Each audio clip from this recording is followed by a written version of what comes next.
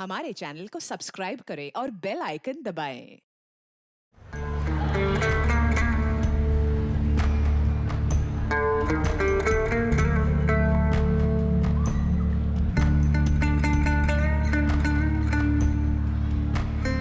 हो गया।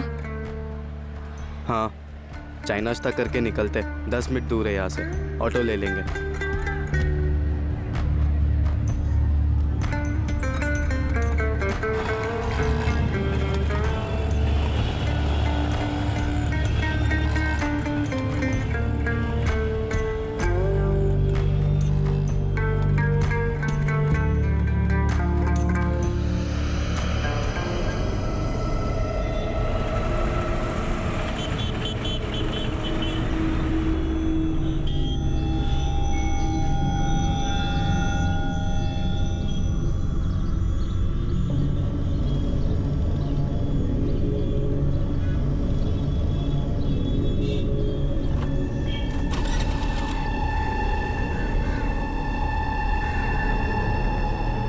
लाइसेंस ये सर। पेपर दिखा। सर 4 दिन पहले ही खरीदी है ना सर, तो पेपर से अभी ट्रांसफर नहीं हुए। खरीदने की रसीद वसीद तो होगी, वो दिखा। सर ये रसीद है सर, सेकंड हैंड खरीदी है सर, कैश देके, वो भी गैरेज से सर, तो यही रसीद है सर। ये रसीद है? हाँ सर यही रसीद है। पहले ओनर के पेपर की कॉपी तो होगी, वो दिखा। सर पुराने ओनर का कोई पेपर नहीं है सर, यही रसीद है सर, गैरेज से खरीदी है सर। तो लाइसेंस जमा कर लेता हूँ, आराम से ट्रांसफर करा। कोर्ट में पेपर दिखा और लेके जा। सर काम धंधे वाला आदमी हो, कहाँ कोर्ट कचहरी के चक्कर काटता फिरूंगा सर। पेपर तो दिखाने पड़ेंगे, पुराने ओनर के गाड़ी ट्रांसफर करने की एप्लीकेशन कुछ तो दिखा। सर आपकी मैं गैरेज वाले मोहन से बात करा देता हूँ सर, 4 दिन पहले ही सर गाड़ी खरीदी सर, ये सर फोन पे बात कर लो। बाद में बात करवा, साइड में ले ले स्कूटर। सर साइड में लेगा। महज एक स्कूटर के पेपर्स की चेकिंग से इस केस की शुरुआत हुई। एक स्कूटर से शुरू हुआ यह केस एक के बाद एक कई हैरान कर देने वाले सच सामने लाने वाला था। रूटीन चेकिंग में मिला यह चोरी का स्कूटर एक मर्डर केस को रोशनी में लाने वाला था। साहब ये स्कूटर तो पिछले हफ्ते प्रदीप छोड़ के गया था, बोला उसके किसी ग्राहक का है, बेचना है, तो मैंने उसे सेल वाली लाइन में लगा दिया।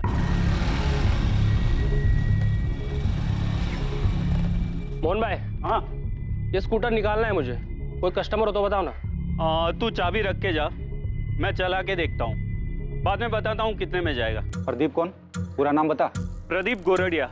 स्कूटर राजदीप भाई को बेचा है और पेपर तो प्रदीप ही ट्रांसफर करके देने वाला था। प्रदीप स्कूटर छोड़ के गया था, तो मुझे याद आया कि राजदीप भाई को भी स्कूटर चाहिए था, तो मैंने उन्हें फोन करके बुला लिया।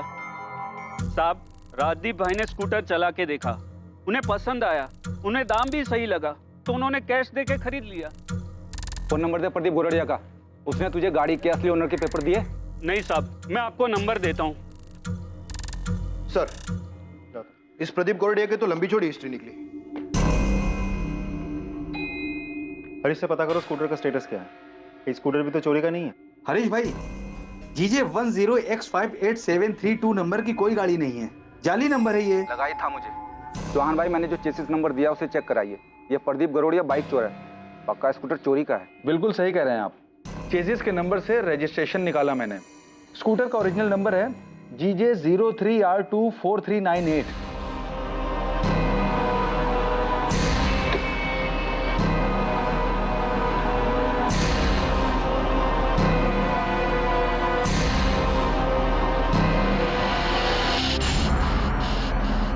आप जो नंबर बता रहे हैं GJ 03R24398, ये स्कूटर किसके नाम पर रजिस्टर है? सोनल पटेल। और हाँ, इसमें ऑनर का एड्रेस भी लिखा हुआ है, वृंदावन कॉलोनी का एड्रेस है।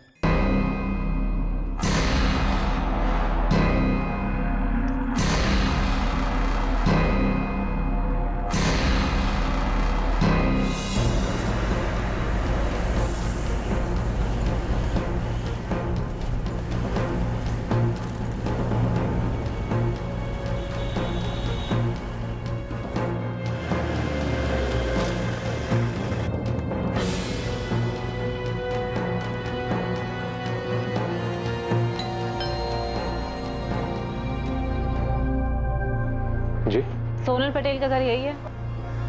हाँ, छोटी बहन है मेरी। उसका स्कूटर चोरी हुआ है, पर चोरी की रिपोर्ट हमें कहीं नहीं मिली। हमने स्कूटर चोरी होने की कोई रिपोर्ट नहीं लिखवाई। स्कूटर सोनल के नाम ही है ना?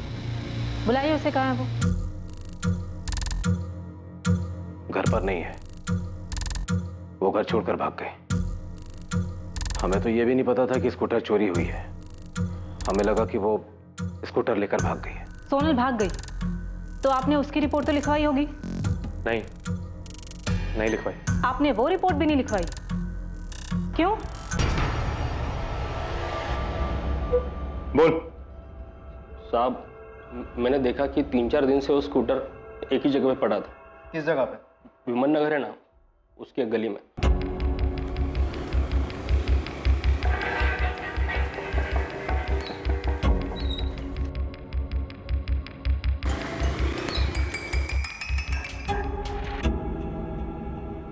साहब, 3 दिन बराबर से जाके चेक किया मैंने, स्कूटर वहीं पे खड़ा था। फिर मैं समझ गया कि ये सोसाइटी में किसी का नहीं है।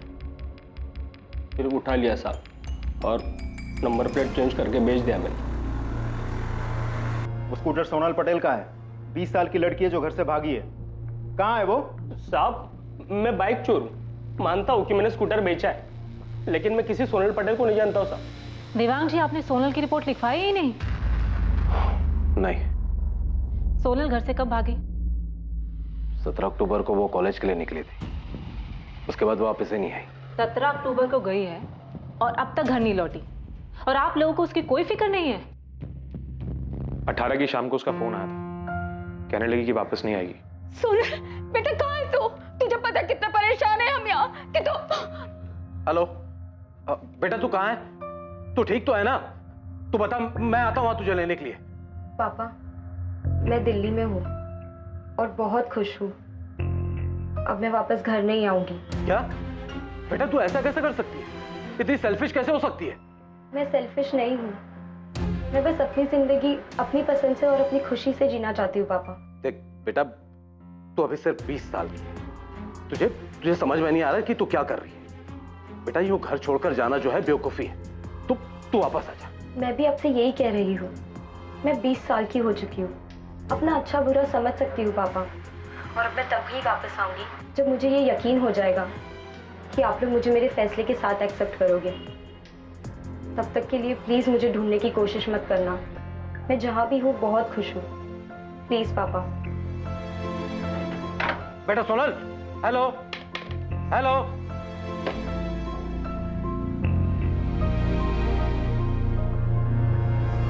वो अपनी मर्जी से घर से भागी थी, वो खुश थे, तो क्या करते हैं? जबरदस्ती अपनी बेटी को घर वापस लेकर आते हैं, जबकि ये फैसला उसका खुद का था घर से भागने का। वो अपने मन की करके खुश है, और हम यहाँ सुरेश भाई और उनके परिवार वालों के सामने सर झुकाए बस माफी मांग रहे हैं।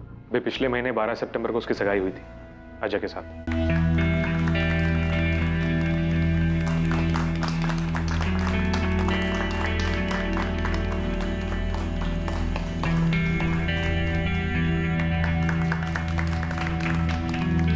हमें कभी नहीं लगा था कि सोनल इस तरह घर छोड़ के भाग जाएगी। हमें तो ये भी नहीं पता था कि वो स्कूटर लेके गई है या स्कूटर छोड़ के गई। स्कूटर तो हमें मिल गया, पर सोनल नहीं। सोनल के घर से भाग जाने की कोई खास वजह? देखिए, सोनल की एंगेजमेंट हो चुकी थी, तो जाहिर सी बात है कि वो इस रिश्ते से खुश नहीं थी। सोनल का कोई बॉयफ्रेंड? जयेश परमार नाम का कोई लड़का है। पता नहीं आजकल के बच्चों को हो क्या गया है। वो इतने स्वार्थी हो गया है कि उन्हें अपनी मनमानी, अपनी मनमर्जी के अलावा कुछ दिखाई नहीं देता। वैसे स्कूटर कहां से मिला आपको? पेपर चेकिंग में पकड़ा गया। बाइक चोर ने नंबर प्लेट बदल के उसे बेच दिया था। वैसे अगर स्कूटर की कंप्लेंट लिखानी है तो मैं लिखा देता हूँ। सर, ऐसा लगा जैसे सोनल की फैमिली सोनल के बारे में बात ही नहीं करना चाहती। सोनल के भाई योगेश ने सोनल की बात काटी और स्कूटर की बात शुरू कर दी। लड़की बालिग है, 20 साल की। Yes sir. और लड़का? लड़के का सिर्फ नाम बताया उन्होंने, जयेश परमार। उसके अलावा वो कुछ नहीं जानते। जाहिर है लड़का भी बालिग ही होगा, दोनों की लव स्टोरी भी होगी और अफेयर चल रहा होगा। Yes sir. सर, जिस तरह सोनल स्कूटर छोड़ के गई है, घर वालों ने कोई कंप्लेंट तक नहीं लिखवाई। पारुल, तुम्हें इसमें कुछ अटपटा लग रहा है? यस सर, मुझे सोनल की फैमिली का बिहेवियर बहुत अजीब लगा। सर, हमें पता तो लगाना चाहिए। ठीक है, पता लगाओ लड़का कौन है। देखिए, मैंने आपको पहले भी बताया था कि हमें सिर्फ उसका नाम पता है, जयेश परमार। ना उसे कभी देखा है, ना कभी उससे मिले हैं। देवांग जी, आपको कुछ तो पता होगा नाम के अलावा कि जयेश कहाँ रहता है, सोनल उससे कहाँ मिली, कब मिली? नहीं, हमें तो उस लड़के के बारे में तब पता चला जब एंगेजमेंट के बाद सोनल ने अपनी भाभी प्रिया को उस लड़के के बारे में बताया।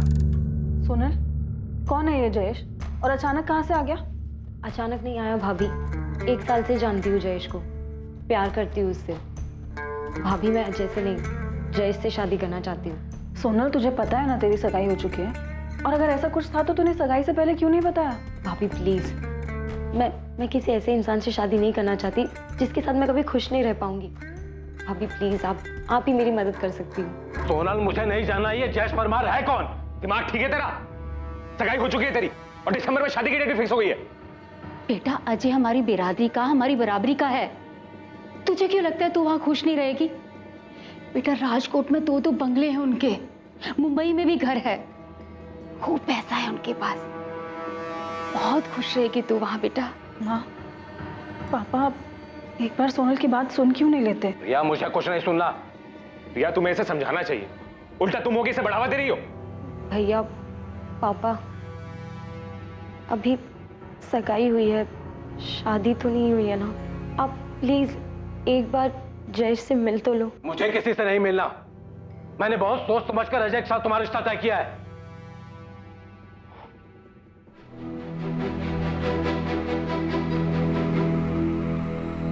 बेटा, मैं बाप हूं तुम्हारा। अरे तुम्हारा बुरा नहीं चाहूंगा। जयेश वैस जो भी है ना, सब भूल जाओ और इतना याद रखो कि अजय तुम्हारा होने वाला पति है।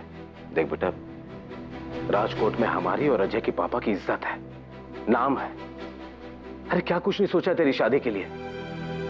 अरे इतने धूमधाम से शादी करेंगे कि पूरा शहर देखता रह जाएगा। तो फालतू की बातें सोचना बंद कर और शादी की तैयारी कर। संभालो इसे। हमें लगा वो समझ गई है, उसे इस शादी से कोई प्रॉब्लम नहीं है। हमें तो इस बात का भी अंदाजा नहीं था कि वो उस लड़के के साथ भाग जाएगी। देवांग जी, आपको कैसे पता कि सोनल जयेश के साथ ही भागी? इसमें पता होने वाली क्या बात है? यही कि क्या वो वाकई में ही भागी है? देखिए मैडम, आप हमारे जले पर नमक छिड़क रही। मेरी बेटी, जिसकी खुशी के लिए मैंने क्या कुछ नहीं किया, उसे 1 मिनट भी अपनी फैमिली के बारे में नहीं सोचा और उस लड़के के साथ भाग गई। वो जहां भी रहे खुश रहे, मुझे कोई दिक्कत नहीं। पर मैडम, मेरी आपसे रिक्वेस्ट है, ये मेरा फैमिली मैटर है, प्लीज आप इसमें दखल ना दें।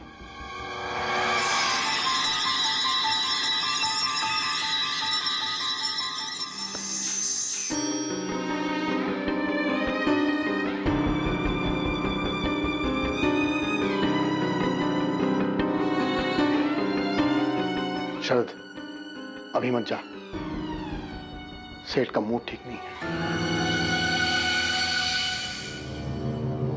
सर, कुछ तो गड़बड़ है।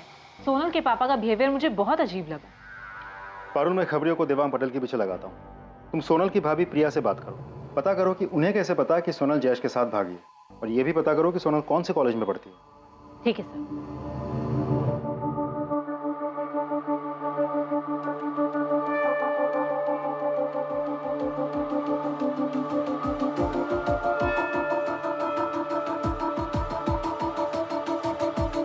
प्रिया,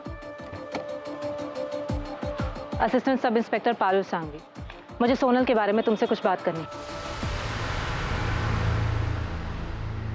हाँ मैम, सोनल जयेश के साथ ही भागी है। प्रिया, तुम्हारी पूरी फैमिली को कैसे पता कि सोनल जयेश के साथ ही भागी है, जबकि तुम्हारी फैमिली ये नहीं जानती कि जयेश कौन है, कहाँ से है? योगेश ने सोनल की कॉलेज के दोस्तों से बात की थी, शिल्पा और नताशा। तुम्हें सच में जयेश के बारे में कुछ नहीं पता? तुम्हारे पति या ससुर ने सोनल के साथ कुछ किया? नहीं मैम, मुझे नहीं पता। सोनल कौन से कॉलेज में पढ़ती है?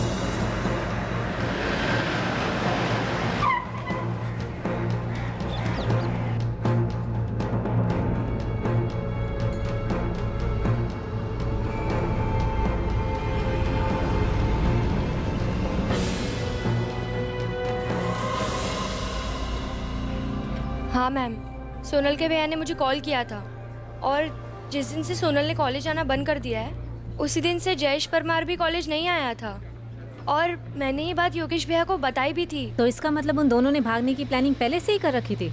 वो तो पता नहीं मैम, लेकिन सोनल ने तो हमें ऐसा कुछ बताया नहीं था। ये जयेश कहाँ पे रहता है? मैम, ऐसे तो वो हॉस्टल में रहता है, लेकिन ओरिजिनली वो मोरबी से है। ये क्या बदतमीजी है? कौन हो तुम? शमशेर, पुलिस का आदमी, तुमसे बात करनी है। भाई मैं देवांग सेठ के ऑफिस में सिर्फ असिस्टेंट अकाउंटेंट हूँ। उनके घर में क्या चल रहा है क्या नहीं मुझे कुछ नहीं पता। घर के लोग तो ऑफिस में आते ही होंगे और आते जाते तुमने देखा ही होगा। देखो महेश भाई, अगर तुम्हें पता है और पुलिस को बाद में पता चला कि तुमने बताया नहीं है, ये तुम पे ही भारी पड़ने वाला है। अरे पर मैं सोनल के बारे में कुछ नहीं जानता। हाँ इतना बता सकता हूँ कि जिस दिन वो गायब हुई थी उस दिन ऑफिस में बहुत बड़ा हंगामा हुआ था। कैसा हंगामा? पैसों को लेकर। मतलब? उस दिन सेठ जी के कैबिन से 10 लाख रुपए गायब हुए थे। भिखा भाई, वो 10 लाख किधर है? आपके केबिन में, ड्रॉर में। किधर रखे दिखाओ।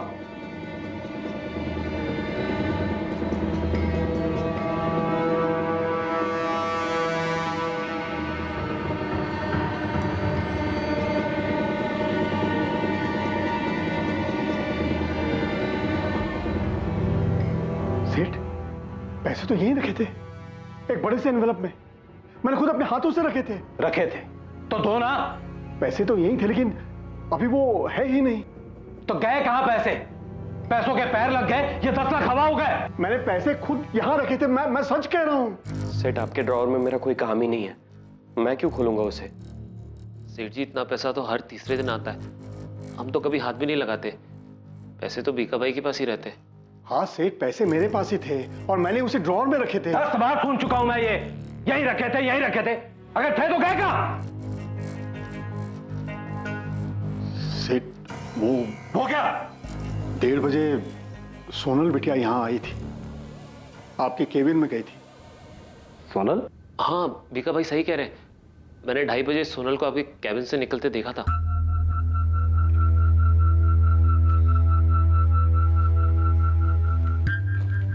सोनल यहाँ क्यों आई थी? वो मेरे केबिन में क्या कर रही थी? उसने कहा कि उसे आराम करना है। अरे सोनल बेटिया, जय श्री कृष्ण। आज तुम यहाँ कैसे? जय श्री कृष्ण काका। वो मेरी ना क्लास है एक्चुअली 2:30 बजे, तो 1 घंटा है मेरे पास, सोचा ऑफिस आकर पापा के कैबिन में आराम कर लूँ। लेकिन सेठ तो आज ऑफिस में नहीं है, साइट पर गए हैं। ओ ठीक है, तो आप कैबिन खुलवा दीजिए, मैं थोड़ी देर आराम करके चली जाऊंगी। ठीक है।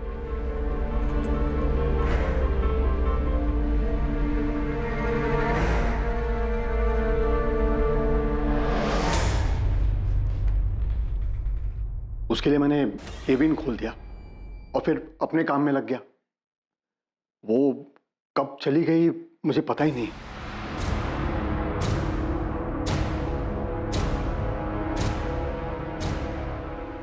आप जे नंबरનો સંપર્ક કરવા માંગો છો એ ઉપલબ્ધ નથી। सोनल का फोन बंद आ रहा है। भिखा भाई, सोनल मुझसे बिना पूछे 10 लाख रुपए लेकर जाएगी। सेठ, मुझे सचमुच नहीं पता क्या हुआ था। सेठ, मैंने तो सोनल को जाते वक्त भी नहीं देखा।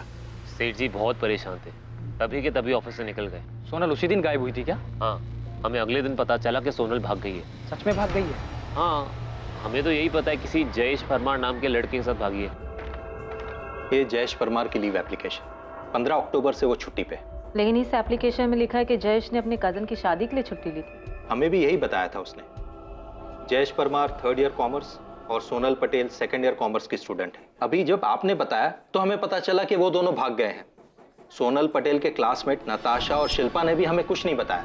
सर, मुझे जयेश परमार के मौलवी वाले घर का एड्रेस मिल सकता है? अब ये मामला थोड़ा सीरियस लग रहा है। सीरियस तो है साहब। सर, स्कूटर की चोरी की कार्रवाई तो चल ही रही है, लेकिन मुझे लगता है हमें सोनल और जयेश के गायब होने की जांच भी करनी चाहिए। साहब, ये मामला बहुत अजीब है। उधर लड़की गायब है, लेकिन उसकी फैमिली में से किसी ने भी मिसिंग कंप्लेन नहीं की, और लड़के की फैमिली में क्या हो रहा है ये भी किसी को नहीं मालूम। हाँ बारूद, कॉलेज से कुछ पता चला? सर, जयेश ने 15 अक्टूबर से 15 दिन की छुट्टी की एप्लीकेशन दी थी अपने किसी कजन की शादी में जाने के लिए, लेकिन सर उसका ऐसा कोई कजन है ही नहीं, और जयेश के माँ बाप को तो ये आइडिया भी नहीं है कि उनका बेटा जयेश हॉस्टल में नहीं है। मतलब कॉलेज वालों को ये लगता है कि वो छुट्टी पे घर गया है और घर वालों को लगता है कि वो हॉस्टल में है। जी सर। सर, मैं जयेश के माँ बाप से मिलने मोरबी जा रही हूँ। सर, पक्का यहाँ कुछ तो बहुत बड़ी गड़बड़ है।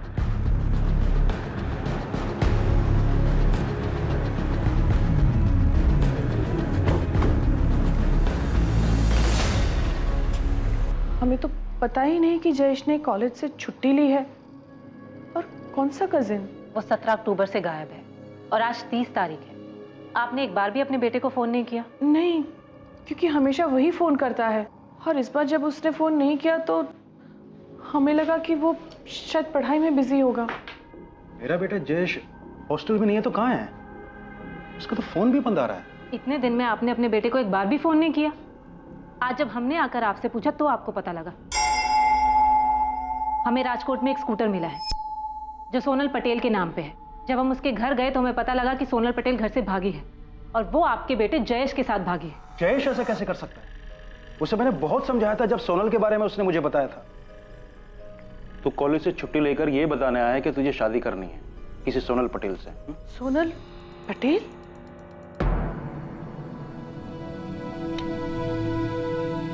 मुझे पता है ना तू क्या है। माँ, मैं सोनल से प्यार करता हूँ और सोनल भी मुझसे उतना ही प्यार करती है। मैं उससे शादी करना चाहता हूँ और वो भी मुझसे शादी करने के लिए तैयार है।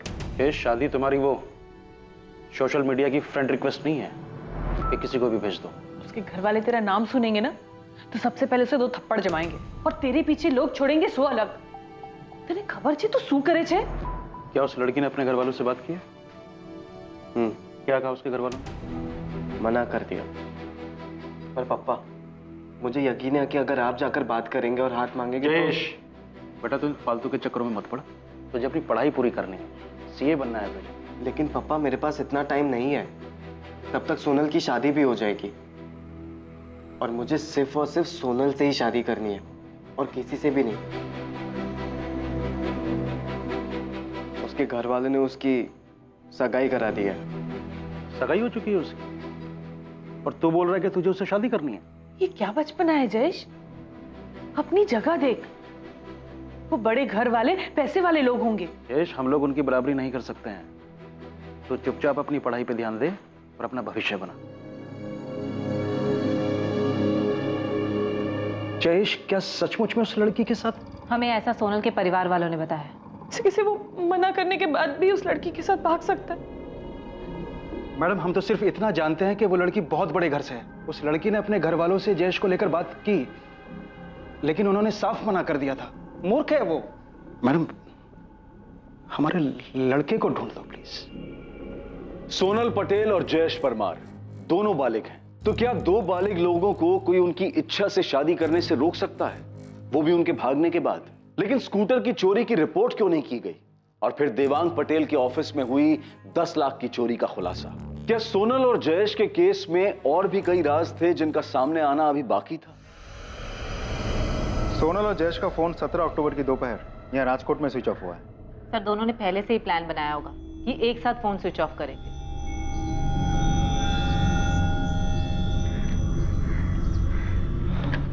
सोनल, हमें फोन भी फेंकना होगा। मैंने देखा पुलिस फोन के IMEI नंबर से लोकेशन ट्रेस कर लेती है। ठीक है, तो फिर हम फोन यहाँ नहीं कहीं और फेंकते हैं। Parul, yes sir. You are right. Sonal और जयेश दोनों का फोन एक साथ एक ही लोकेशन पे स्विच ऑफ हुआ है। और सर, दोनों भागकर दिल्ली तो बिल्कुल नहीं गए। मैं दिल्ली में हूँ और बहुत खुश हूँ।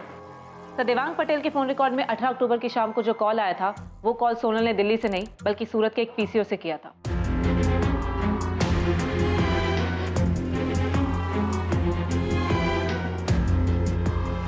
सोनल, अभी तुम अपने घर पे कॉल करो और बोलो कि हम दिल्ली में। ठीक है सर, उन्होंने जानबूझकर झूठ बोला होगा। उन्हें लगा होगा कि सोनल के पापा उनका पता लगा ले। लेकिन उसके पापा ने तो पता लगाया ही नहीं। सर, वो लोग पुलिस स्टेशन नहीं आए, इसका मतलब ये नहीं ना कि उन्होंने पता नहीं लगाया होगा। पता लगाने के और भी तो कई तरीके हो सकते हैं। देवांग पटेल के कॉल रिकॉर्ड्स कुछ मिला? नहीं सर, कुछ खास नहीं। सर, जयेश के फोन रिकॉर्ड से एक नंबर मिला। उससे लगभग हर रोज बात होती थी उसकी। मैंने नंबर ट्राई किया, रिंग जा रही है लेकिन कोई उठा नहीं रहा है। मैंने मैसेज छोड़ा है सर। एक बात बताओ, हम इस केस में सिर्फ इसलिए क्राइम ढूंढ रहे हैं क्योंकि एक स्कूटर लवारिस पड़ा हुआ मिला। सर, जयेश के माँ बाप ने मोरबी में जयेश की मिसिंग कंप्लेंट दर्ज करवा दी। पारुल, तुम्हें शुरू से इस केस में गड़बड़ लग रही है ना? यस सर, अब तो मुझे और भी यकीन हो गया कि कुछ तो गड़बड़ है। सर, लड़की की फैमिली लड़के के अगेंस्ट थी। लड़की की सगाई होती है, उसके बाद वो घर से भाग जाती है और उस लड़के के साथ जो किसी भी मायने में उसकी बराबरी का नहीं है। सर, अगर क्राइम नहीं भी हुआ है तो भी हमें पता तो करवाना ही चाहिए कि सोनल और जयेश सेफ हैं या नहीं।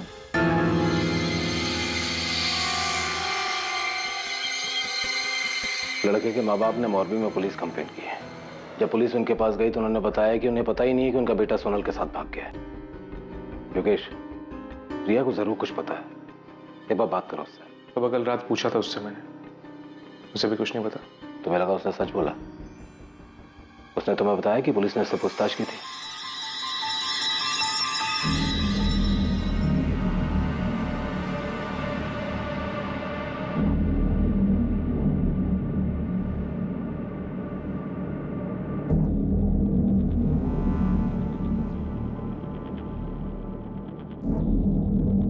આપ જે નંબરનો સંપર્ક કરવા માંગો છો એ ઉપલબ્ધ નથી।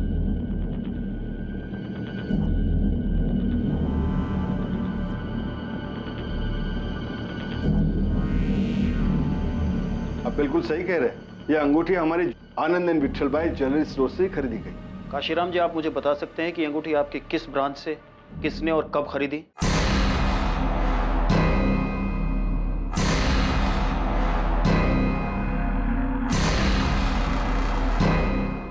ये आप हमसे किस तरह के उल्टे सीधे सवाल पूछ रहे हैं? हमने जयेश के साथ शादी करने से मना किया तो बिना बताए घर से भाग गई।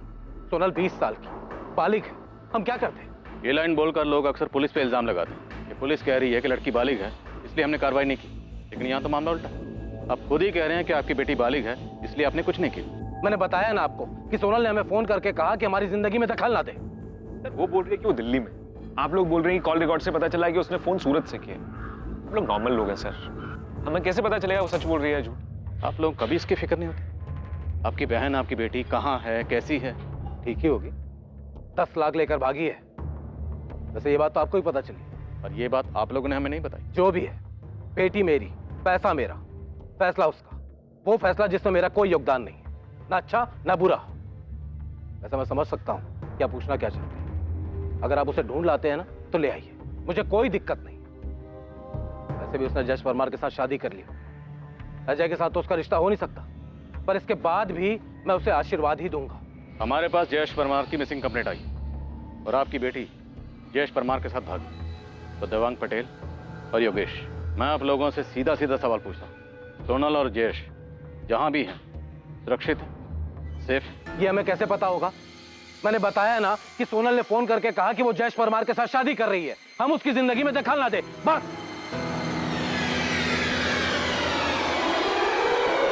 जिस दिन सोनल घर से भागी थी उसी दिन उसकी मिसिंग कंप्लेंट लिखवा देनी चाहिए थी। शरद, तुझे अगर कुछ भी पता है तो बता दे। क्या बता दूं मैं? और आप ऐसा क्यों पूछ रहे भिका भाई? क्योंकि तेरा चेहरा कुछ और ही बता रहा है। एक बात याद रखो, सेठ ने हमारे लिए बहुत कुछ किया है।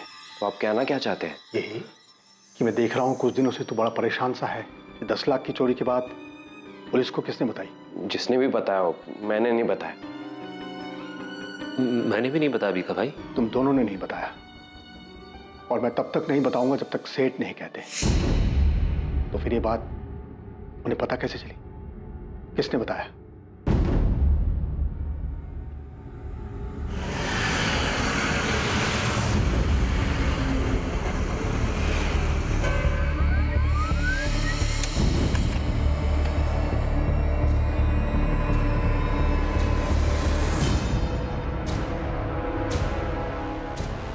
सर, आप जिस अंगूठी की बात कर रहे हैं वो इसी लड़की ने हमारी राजकोट वाली ब्रांच से खरीदी थी। देखिए, आपकी राजकोट वाली ब्रांच के पास इसकी डिटेल्स तो होंगी। कौन है ये, कहाँ रहती है, कुछ बता सकते हैं आप? नहीं सर, बिल तो नहीं। वो लड़की ने कैश पेमेंट की थी। हमारे राजकोट ब्रांच के जो हेड है उन्होंने बताया कि इस लड़की ने 16 अक्टूबर को ये अंगूठी खरीदी थी। और हाँ सर, एक नहीं 2-2 अंगूठियां खरीदी थी।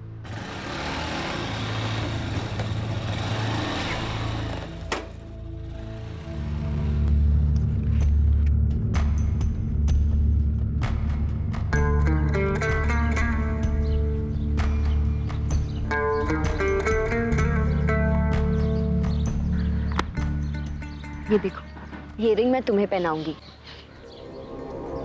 और ये वाली तुम मुझे, फिर हमारी सगाई हो जाएगी। सोनल, इसकी जरूरत नहीं थी। मेरा मतलब है अभी हमें सेटल होना है, तो हमें पैसों की जरूरत है, और वो भी बहुत सारे पैसों की। तुम पैसों की टेंशन मत लो, पैसों का इंतजाम हो गया है। कल सुबह हमारे पास ढेर सारे पैसे होंगे। कैसे? मतलब कहाँ से आएंगे? छत पर फाड़ के। भगवान भी चाहता है कि हम साथ में रहें। इसीलिए उन्होंने आज सुबह ही इशारा दे दिया है कि पैसे कहाँ से आएंगे।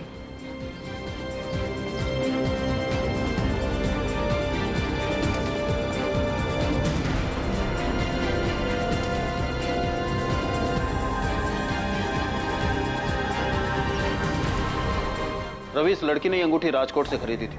फौरन अपनी एक टीम लगाओ और पता करो कि ये लड़की कौन हो सकती है। जी सर।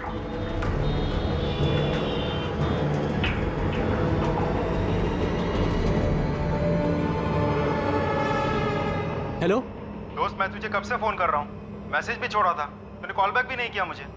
पहले ये बता तू कौन है?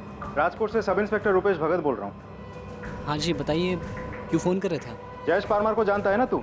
तेरी तो फोन पे अच्छी खासी बातचीत हुई थी उससे।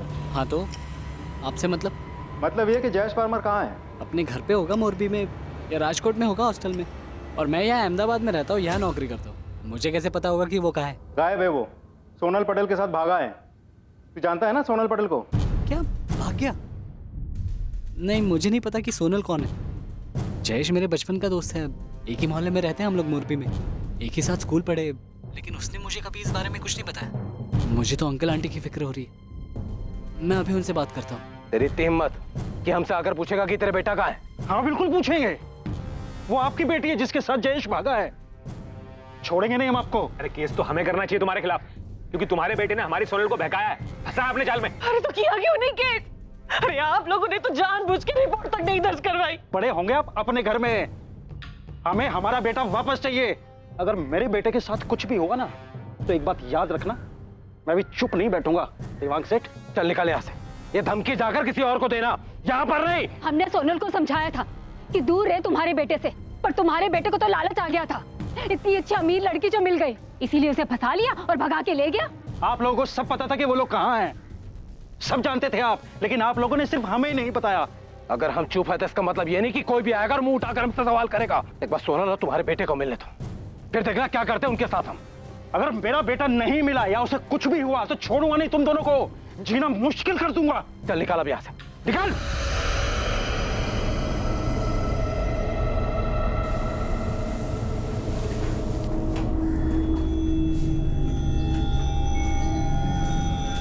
अब गांधीनगर क्राइम ब्रांच भी सोनल पटेल को ढूंढ रही है। ये फोटो भेजा उन्होंने। क्यों? वो क्यों ढूंढ रहे हैं? मैडम 2 दिन पहले 3 नवंबर को गांधीनगर के पास जो मैसाना रोड पे जंगल है, वहां 2 डेड बॉडी मिली।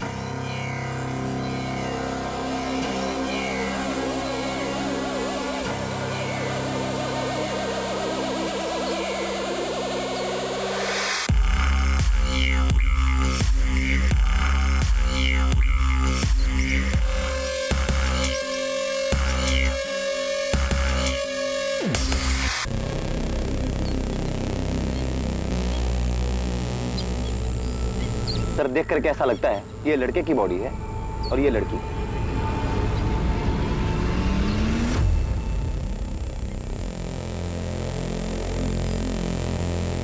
बोला तुम्हारे पास दोनों बॉडीज हैं? हाँ रघुवंशी, दोनों बॉडीज हैं। हम तो कल इनका अंतिम संस्कार करने वाले थे, वो तो लड़की की पहचान हो गई इसलिए रुक गए। लड़की का तो पता चल गया है कि वो सोनल पटेल है, मगर लड़के का अभी कुछ अता पता नहीं है। लड़का जयेश परमार होगा। 17 अक्टूबर को दोनों राजकोट से अपने अपने घर से भागे थे। हम पता करने की कोशिश कर रहे थे कि दोनों सेफ हैं या नहीं। ट्रैफिक पुलिस ने चोरी का एक स्कूटर पकड़ा था, उसी से केस सामने आया। रघुवंशी, हमें दोनों बॉडीज की पहचान करनी चाहिए, लेकिन दोनों बॉडी बुरी तरह जल चुकी है, इसलिए डीएनए टेस्ट से कंफर्म करना होगा। फिर भी मुझे लगता है कि दोनों की फैमिलीज को बुला के बॉडीज आइडेंटिफाई करवानी चाहिए।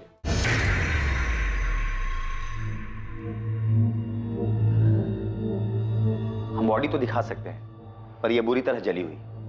मैं देखना चाहती हूँ।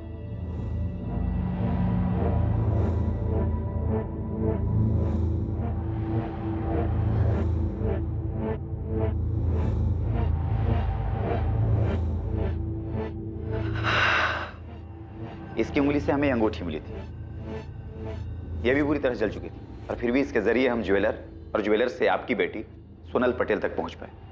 क्या किसी को भी नहीं पता था कि सोनल और जयेश कहां पर है?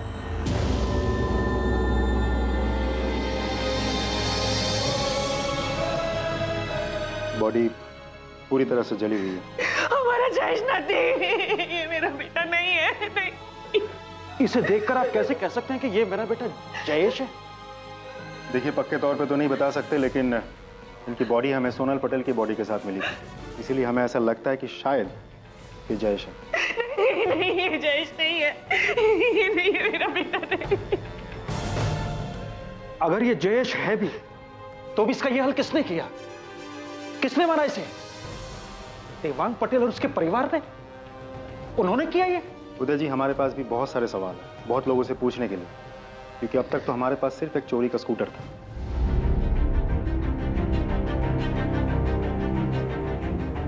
17 अक्टूबर को सोनल पटेल और जयेश परमार अपनी एक अलग दुनिया बसाने का सपना लेकर राजकोट से निकलते हैं,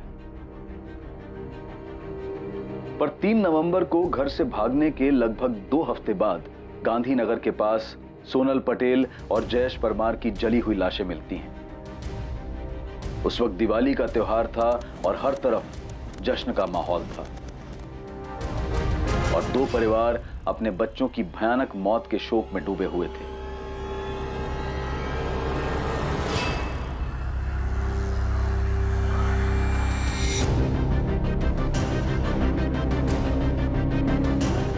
डीएनए टेस्ट से साबित हुआ कि जिस लड़की की जली हुई लाश मिली थी वो सोनल पटेल ही थी,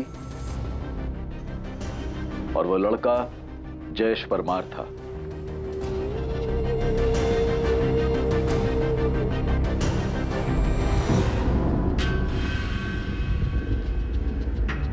ये दोनों बॉडीज की पोस्टमार्टम रिपोर्ट है, प्लीज। दोनों को गला घोट के मारा गया, उसके बाद लाशों को जला दिया गया। सर, दोनों की बॉडी पर कुछ नहीं मिला सिवाय सोनल की अंगूठी के? नहीं, कुछ नहीं मिला, पर फाइनली इस अंगूठी ने हमें सोनल तक पहुंचा दिया। कातिल ने जानबूझ के दोनों की बॉडीज पर कुछ नहीं छोड़ा होगा। ये अंगूठी भी गलती से उससे छूट गई होगी।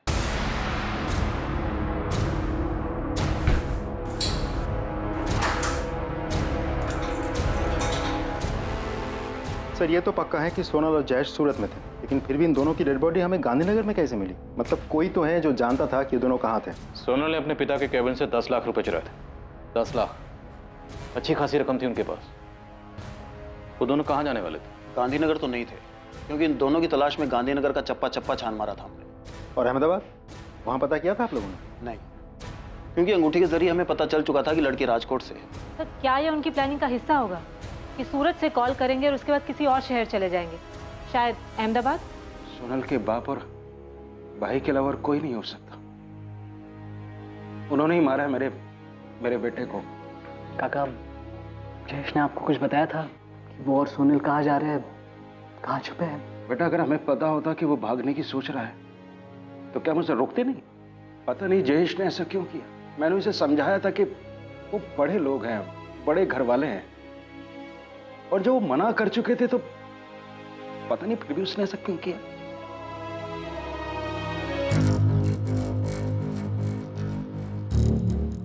क्या है? बीका भाई, आपसे एक बात करनी थी। पुलिस का एक खबरी शमशेर बहुत दिनों से मेरे पीछे पड़ा हुआ है। अच्छा, तो ही था जिसने 10 लाख की चोरी वाली बात उन्हें बताई है। बीका भाई, मैं क्या करता, मुझे बताना पड़ा। और क्या क्या बताया? नहीं, और कुछ नहीं बताया, पर मुझसे बार बार पूछ रहा था सेठ जी के घर में क्या चल रहा है। सेठ जी और उनके परिवार वाले वैसे ही बहुत दुखी हैं, उन्हें और दुख नहीं पहुंचना चाहिए, इसलिए अपना मुंह बंद रखना सीख।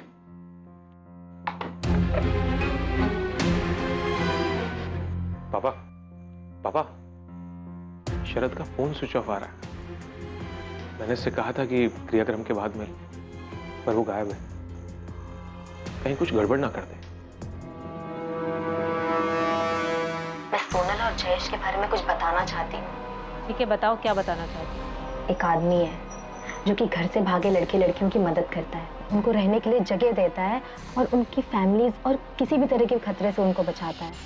सोनल और जयेश उसी आदमी के पास गए थे। हाय सर, मैं जयेश परमार। मैं सोनल पटेल। जयेश, सोनल, अब तुम दोनों को डरने की कोई जरूरत नहीं है। यहाँ पर तुम पूरी तरह से सेफ हो। मैं तुम दोनों को विश्वास दिलाता हूँ कि यहाँ तुम्हें किसी बात का कोई खतरा नहीं। पहेलियों में बातें मत करो, साफ साफ बोलो कि क्या बोलना है।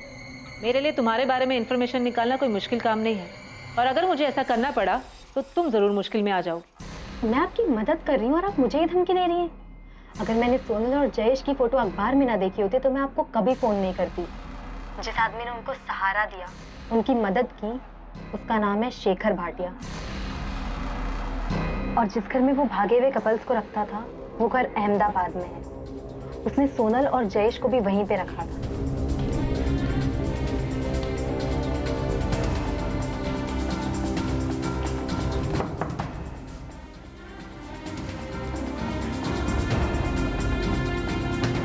सोनल, जयेश, आओ आओ। ये तुम लोगों का बेड है और ये कबर्ड। जब तक तुम्हारा दिल चाहे तब तक यहाँ रह सकते। और हाँ, चिंता करने की कोई जरूरत नहीं। इस जगह पे तुम दोनों बिल्कुल सेफ।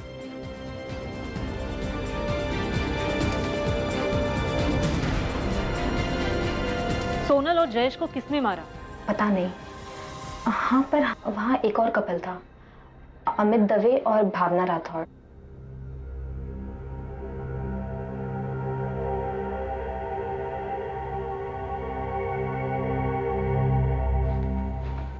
भावना, मैं नीचे होकर आता हूँ।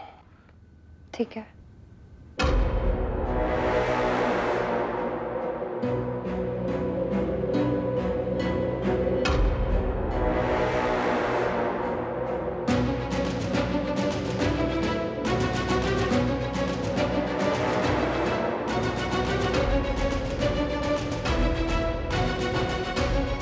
अमित दवे के दिमाग में काफी कुछ चल रहा था। मुझे ऐसा लगता है ना कि वो सोनल और जयेश को मारने की प्लानिंग कर रहा था। तो मुझे अमित दवे और भावना राठौर की कुछ और डिटेल्स दे सकती हो? अगर होती तो जरूर देती, लेकिन मैं उनको ज्यादा नहीं जानती थी। मैं उनसे शेखर भाटिया के घर में मिली थी, जैसे सोनल और जयेश से मिली थी। तो मुझे लगा आपको ये बात बता देनी चाहिए, इसलिए मैंने आपको फोन किया।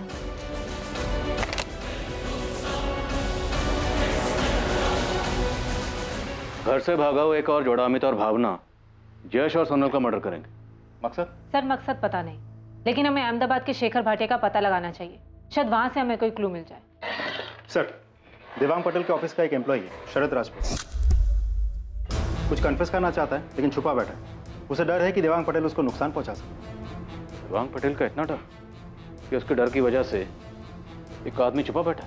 सर, मैंने सेठ की डर से अपना फोन भी स्विच ऑफ कर दिया। मुझे बहुत डर लग रहा है सर। शरद, तुम्हें सोनल और जयेश के मर्डर के बारे में पता था? सर, मुझे जो कुछ भी पता है मैं सब कुछ बता दूंगा आपको, लेकिन आपको मेरी बात का विश्वास करना पड़ेगा। अरे पहले तुम सामने तो आओ, या फिर हमें बता दो तुम कहाँ छुपे बैठे हो। तुम्हें लेने हम वहाँ आ जाएंगे। शरद, विश्वास के लिए तुम्हारे सच बोलने की जरूरत है। अगर तुम सच बोलोगे तो हम जरूर विश्वास करेंगे।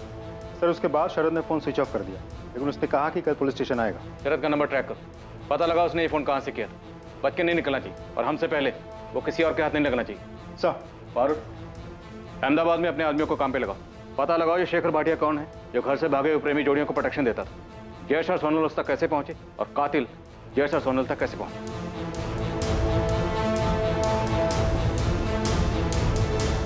पर नताशा, तूने मुझे ये सब बात पहले क्यों नहीं बताई? मुझे थोड़ी पता था उनका इस तरह से मर्डर हो जाएगा। नहीं पता था यार मुझे। एक प्रेम कहानी जिसने एक दुखद और विकृत मोड़ लिया। प्रेम कहानी जिसका अंत हुआ प्रेमी और प्रेमिका की मौत पर। उन्हें किसने मारा और क्यों? पुलिस के लिए सच और मुजरिम दोनों की खोज बहुत मुश्किल साबित होने वाली थी, क्योंकि इस प्रेम कहानी के साथ कई और कहानियां और पात्र जुड़े हुए थे। सर, मुझे जिस लड़की का फोन आया था जो अपनी पहचान छुपा रही थी, उसने वो कॉल अहमदाबाद के किसी पीसीओ से किया था। उस लड़के ने यह भी बताया था ना कि जयेश और सोनल अहमदाबाद में? जी सर, और उसने ये भी बताया कि शेखर भाटिया नाम का एक सामाजिक कार्यकर्ता है जो घर से भागे हुए कपल्स की मदद करता है। सोनल और जयेश को रहने के लिए जगह भी शेखर भाटिया ने ही दिलवाई। सोनल, जयेश, आओ। अब ये शेखर भाटिया हमें बता सकता है कि अमित दवे और भावना राठौर कौन है, और अगर उन लोगों ने ही जयेश और सोनल को मारा था तो उनका मकसद क्या था? फारूक, शमशेर से कहो इस शेखर भाटिया का पता लगा।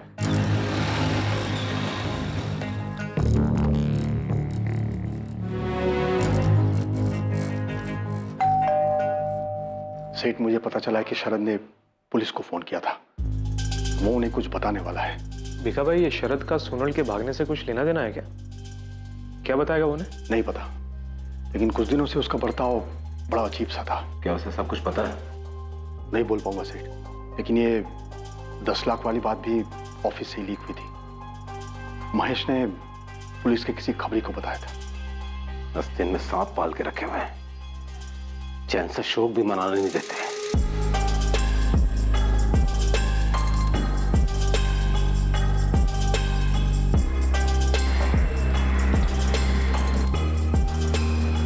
सर, मैं शरद राजपूत। डरो मत, अब तुम सेफ हो। गाड़ी में बैठो।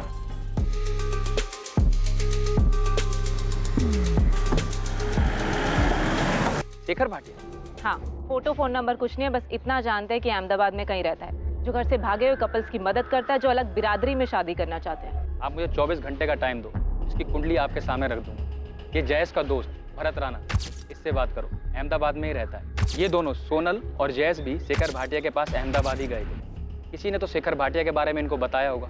ये शेखर या तो जयेश का दोस्त होगा, या तो सोनल की दोस्त शिल्पा या नताशा में से किसी ने इसके बारे में बताया होगा। मैं उनसे बात करती हूँ, तो तब तक शेखर भाटिया को लेकर।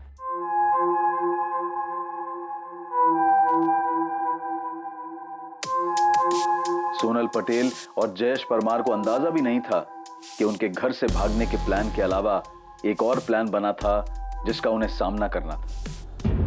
वो प्लान, वो साजिश थी उनकी हत्या की। ये जाहिर था कि कोई उनकी मदद कर रहा था, लेकिन ये भी जाहिर था कि कोई उन्हें मारना चाहता था। कई साजिशें रची गई थी और पुरजोर कोशिश हो रही थी इन साजिशों को अंजाम तक पहुंचाने की। सोनल अपनी हदों को पार कर रही थी और मैंने उसकी मदद की थी सर, लेकिन मैं डर गया था जब मुझे पता चला कि किसी ने उन्हें मार डाला। सीधा और साफ बताओ, तुमने सोनल की क्या मदद की थी और किस बात के लिए उसे आगाह किया था? सर, सोनल मुझे राखी बांधती थी, भाई मानती थी मुझे वो। ये सब हम बाद में सुन लेंगे शरद, सीधे पॉइंट पे आओ। 17 अक्टूबर को सोनल ऑफिस आई थी, तब मैंने उसे 10 लाख रुपए चुराते हुए पकड़ लिया था।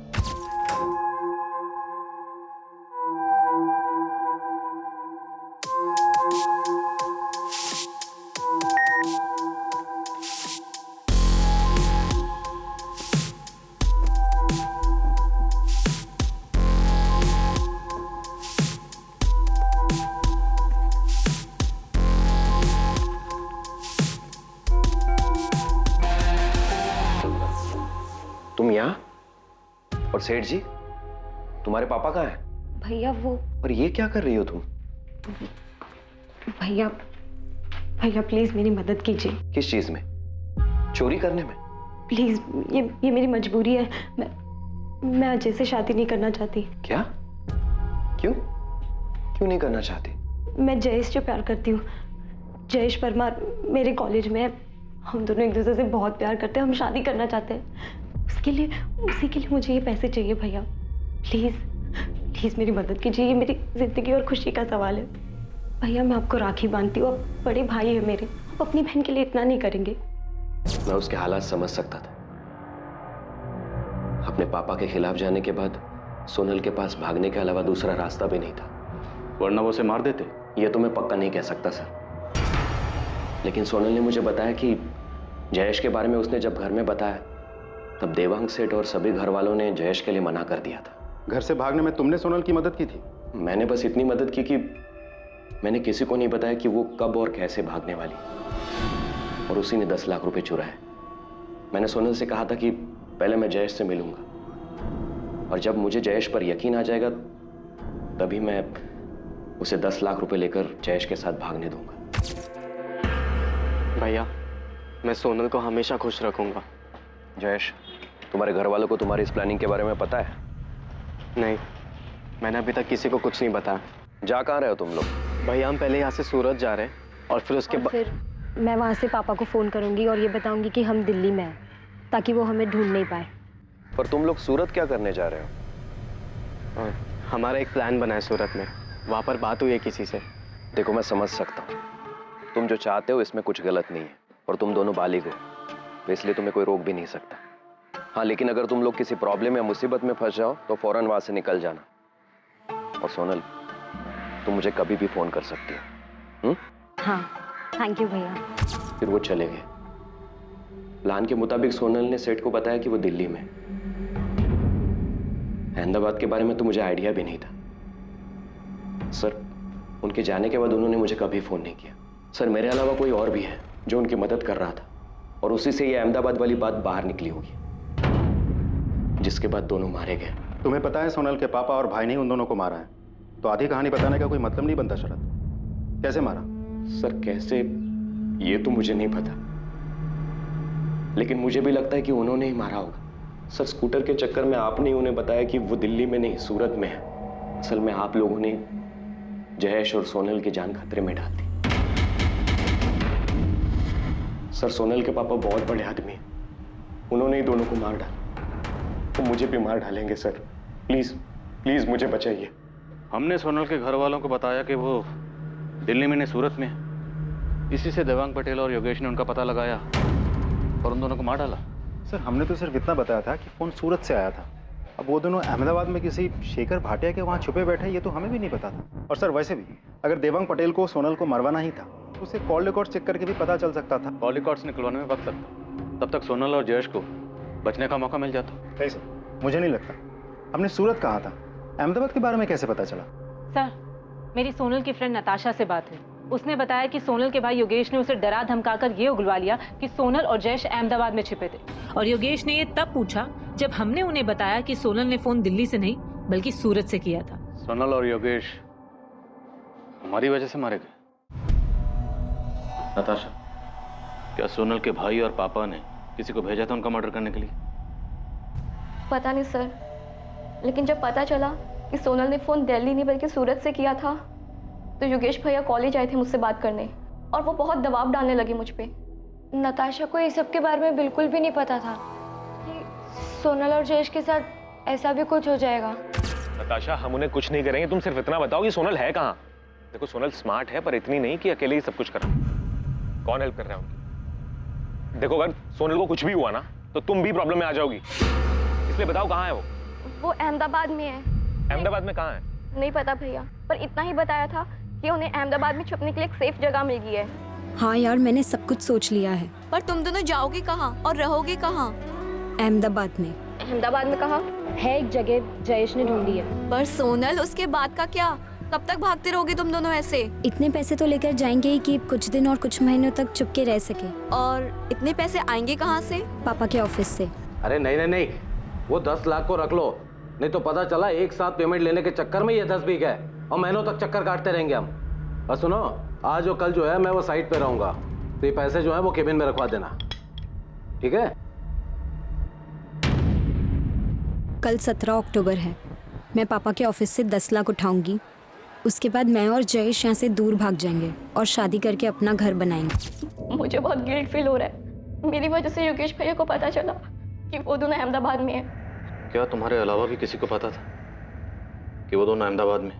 नताशा, इस पूरी प्लानिंग में कोई और भी था उनके साथ? मुझे नहीं पता मैम, मुझे तो बस उतना ही पता है जितना सोनल ने मुझे बताया था। साहब आप देवांग और उसके बेटे को खाली उठाना मत, उनको खूब तोड़ना, खूब मारना उनको। उन्होंने मेरे बेटे को मारा है। अगर उन्हें सजा देनी ही थी तो अपनी बेटी को देते, हमारे बेटे को क्यों मारा? उदय जी, दामिनी जी, अभी हमारे पास कोई ठोस सबूत नहीं है कि देवांग भाई और उनके बेटे ने ही सोनल और जयेश को मारा है। हम पूछताछ कर रहे हैं। अभी हमें सिर्फ इतना पता चला है कि सोनल और जयेश अहमदाबाद में कहाँ रहते थे। हम हर एक पहलू पे नजर रखे हुए हैं। जयेश को इंसाफ मिलेगा, सोनल को भी। सर मुझे लगता है मुझसे बहुत बड़ी गलती हो गई। आप सही कह रहे थे, दोनों बालिग अपनी जिंदगी जीना चाहते हैं, जीने दो। मैंने फिजूल में इस केस को खोला। पारुल, अब ये सोचने का कोई फायदा नहीं कि हमें क्या करना चाहिए था क्या नहीं। हम सिर्फ इतना पता करना चाहते थे कि जयेश और सोनल सेफ हैं या नहीं, और शायद हमारी इसी कोशिश ने उन्हें खतरे में डाल दिया और कातिल उन तक पहुंच गया। सर हमें किसी भी हाल में दोनों को न्याय दिलवाना चाहिए। जयेश के दोस्त भरत राणा को उठा लो, उसके बाद शेखर भाटिया को, उसके बाद अमित दवे और भावना राठौर को। हमें असली कातिल तक पहुंचना है और उन सब लोगों तक भी पहुंचना है जिन्होंने किसी भी तरह से सोनल और जयेश का कत्ल करने में कातिल की मदद की।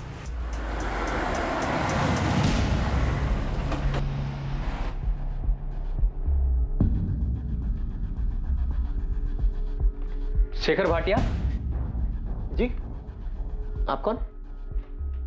शेखर जी, राजकोट में पुलिस आपको ढूंढ रही है। क्यों, किस लिए? सोनल पटेल और जयेश परमार के लिए। सोनल और जयेश?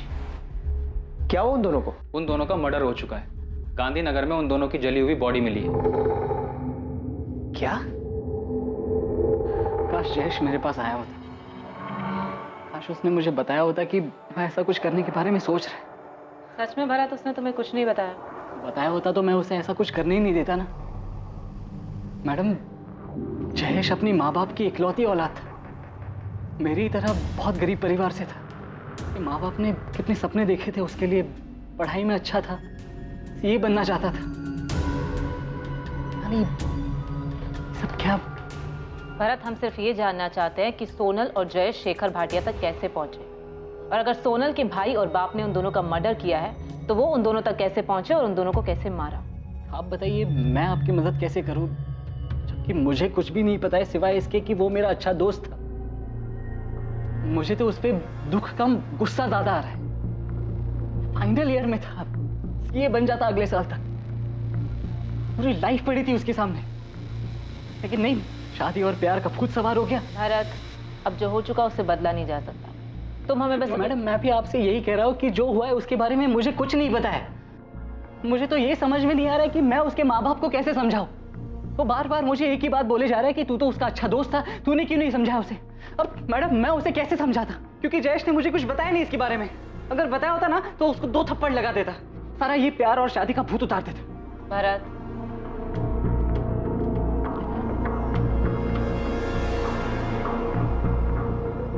सॉरी मैडम,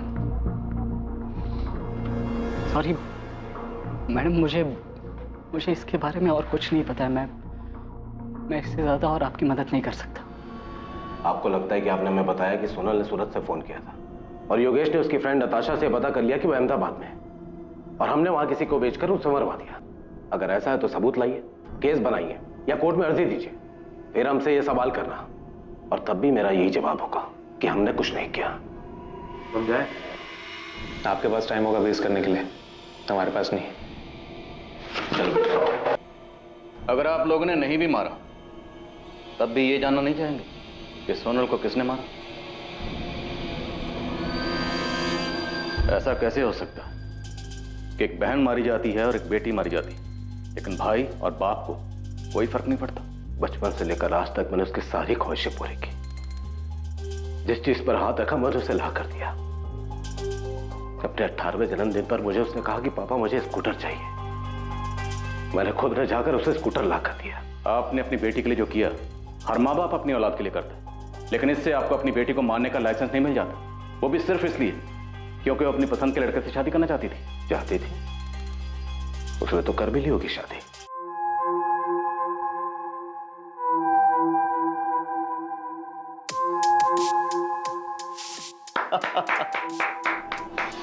हम उसे सिर्फ इसलिए ढूंढ रहे थे ताकि उसे ये बोल सकें कि उसने जो कुछ किया है ठीक है।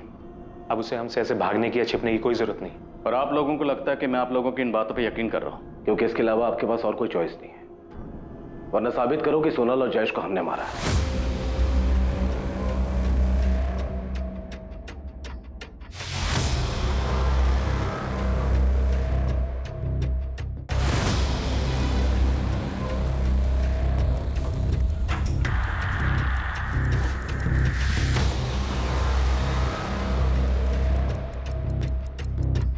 अमित, हम कब तक ऐसे भागते रहेंगे? भावना, बस कुछ दिन और। अमित, मुझे लगता है हमें यहाँ से कहीं दूर चले जाना चाहिए। अपने नाम बदल लेने चाहिए ताकि कोई हम तक पहुंच ही ना पाए। अगर जरूरत पड़ी ना तो वो भी करेंगे, लेकिन अभी के लिए यहाँ पर थोड़ा रुकते हैं, थोड़ा आराम करते हैं, उसके बाद आगे की सोचते हैं।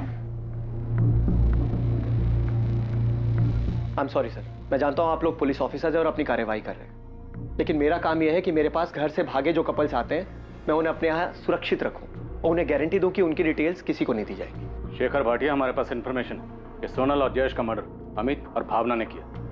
मुमकिन है सोनल के पिता को पता चल गया होगा कि वो दोनों यहाँ हैं और उन्होंने अमित के जरिए दोनों का मर्डर करवा दिया। ये कैसी बात कर रहे हैं आप ऑफिसर? It's not possible. आपको समझना चाहिए कि अमित और भावना खुद अपने घर वालों से जान बचाकर छुपते हुए मेरे पास आए थे, तो वो अपने ही जैसे घर से भागे कपल ये सोनल और जयेश को क्यों मारेंगे? और सच्चाई ये है कि सोनल और जयेश खुद जान बचाकर मेरे पास आए थे। फिर मैंने सोनल और जयेश की शादी करवाई और खुद उनके साथ रजिस्ट्रार ऑफिस में जाके उनकी शादी को रजिस्टर करवाया था।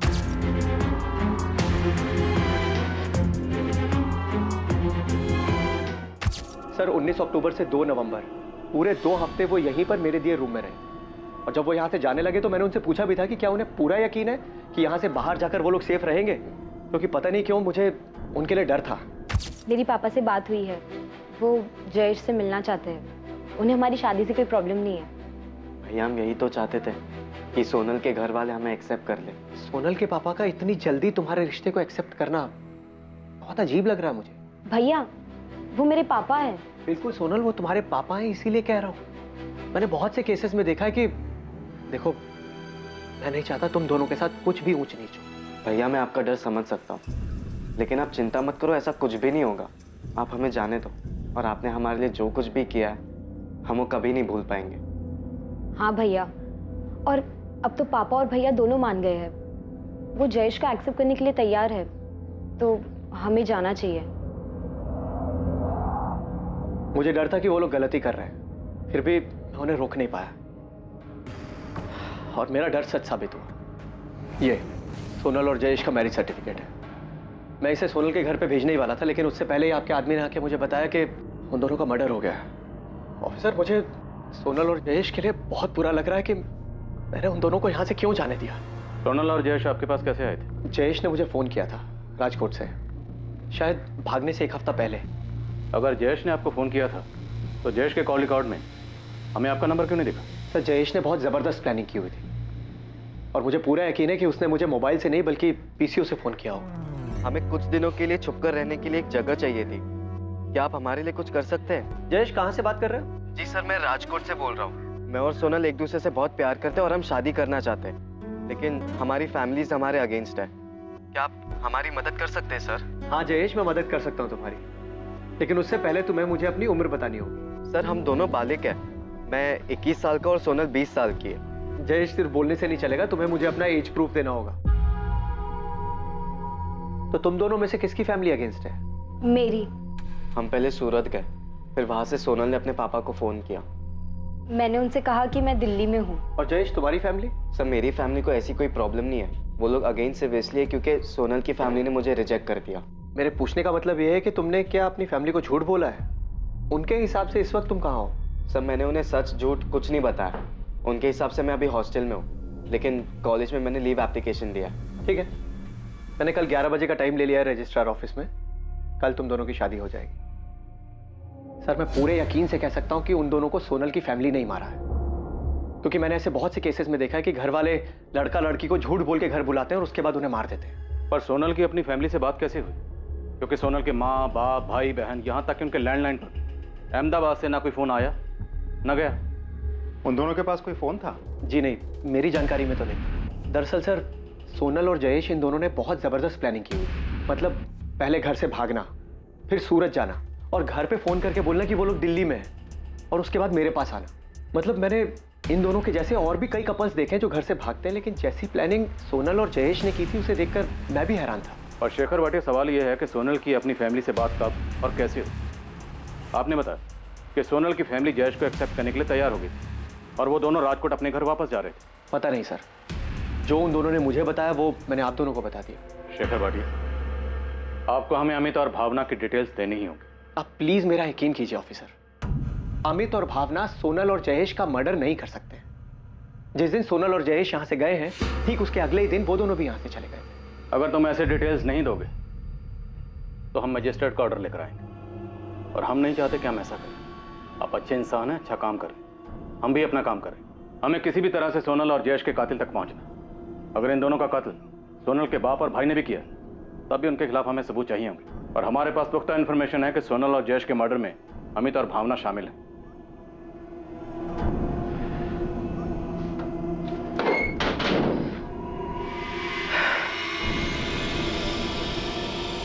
ये लीजिए,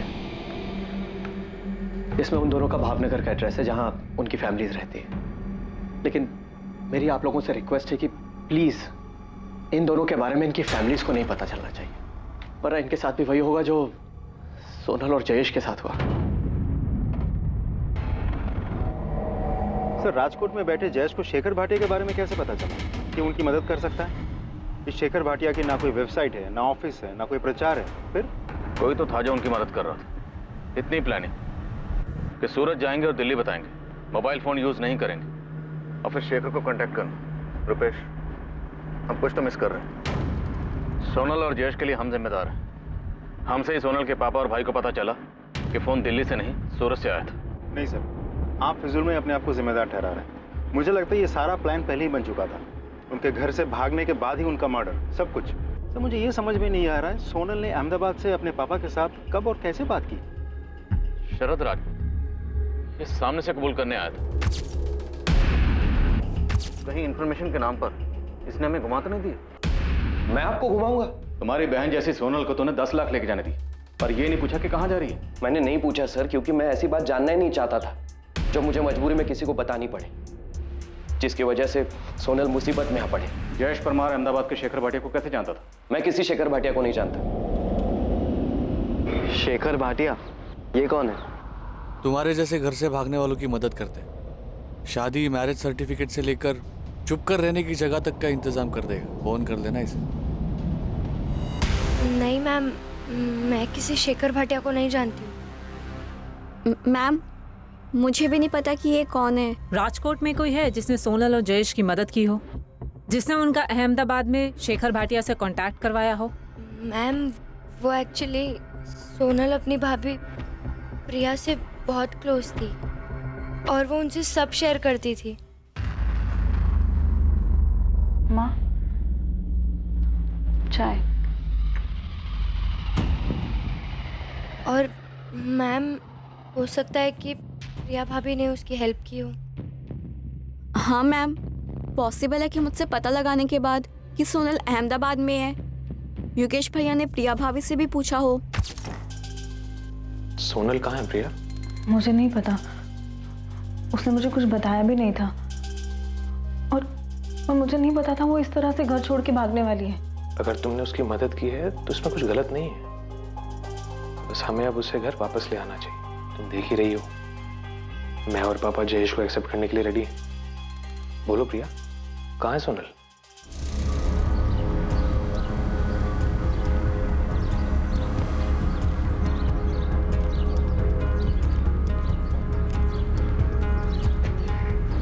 प्रिया गाड़ी में बैठ, इस बार बातचीत थोड़ी लंबी चलेगी।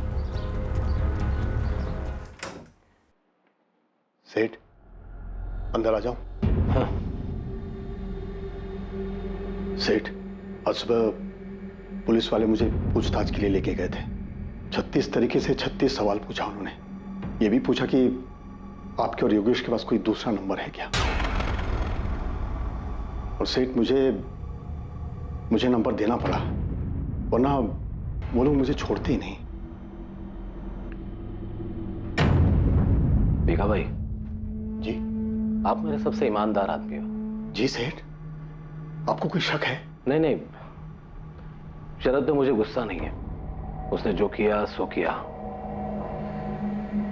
पर इस बात का दुख है कि जब सोनल यहां पर आई थी तभी आपको मुझे फोन करके बता देना चाहिए था। मुझे कैसे पता होता सोनल बेबी ये सब करेगी? वो आपकी लाडली भी थी। अगर उसने कहा कि उसे आराम करना है, केबिन खोल दो, तो मैं मना कैसे कर सकता सेठ?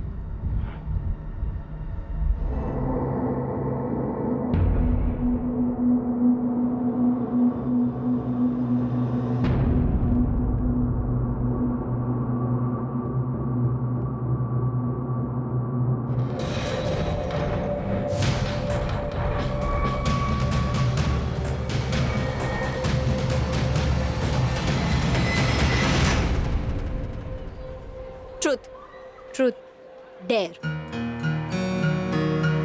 ओह dare.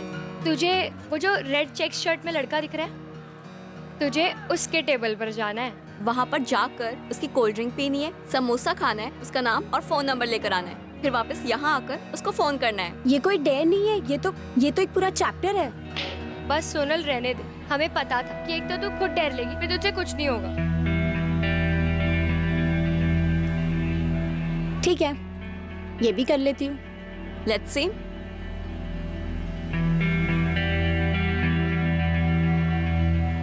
Hi, I am Sonal. अरे, मैंने अपना नाम बताया, तुम भी बताओ। क्यों? क्योंकि मैं पूछ रही हूँ।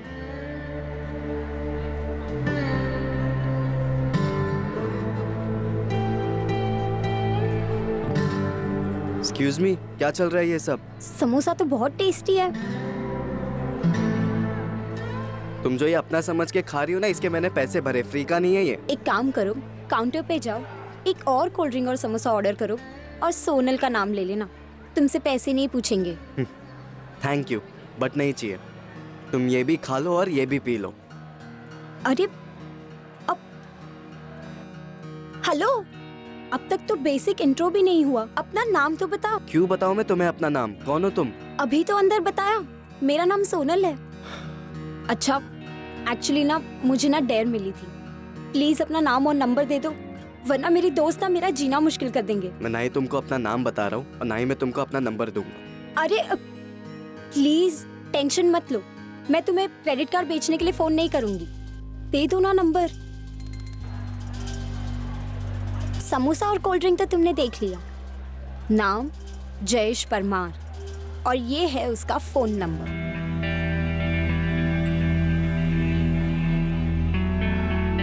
हाय हाय बाय। कितना इंसल्ट। Hello hi hello.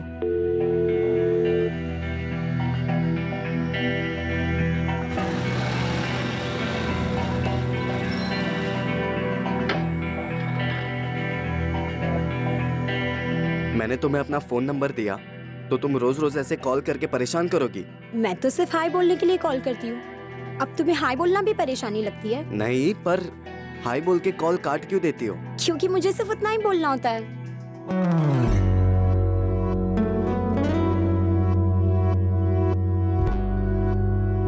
ओह, तो तुम्हें भी कुछ बोलना होता है?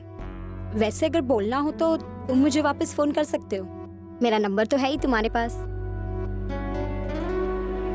एक रिश्ता जो मजाक से शुरू हुआ था बहुत जल्द प्यार की शक्ल ले चुका था।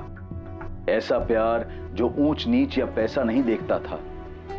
उन दोनों ने ये फैसला कर लिया था कि चाहे कुछ भी हो जाए वो दोनों एक दूसरे से अलग नहीं होंगे।